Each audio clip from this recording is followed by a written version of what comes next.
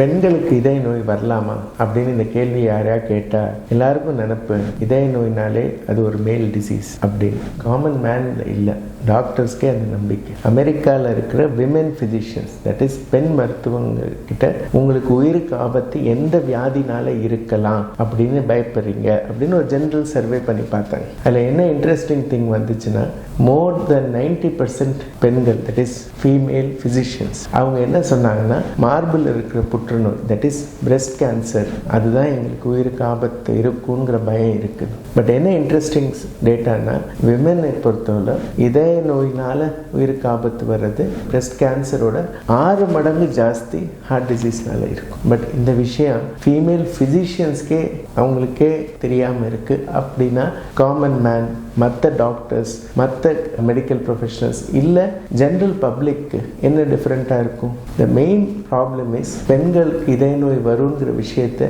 யாருமே நம்புறதில்லை. அதனால விமெனுக்கு heart disease மென்னுக்கு எவ்வளோ இதய நோய் வருமோ அதே அளவு இருக்கும். எஸ்பெஷலி இன் போஸ்ட் மெனோபாசல் பேஷண்ட்ஸ்க்கு அதே லெவலில் இருக்குங்கிறது நிறையா பெண்களுக்கு தெரியாமல் இருக்கிறது ஒரு கவலைப்படுற விஷயமா இருக்குது.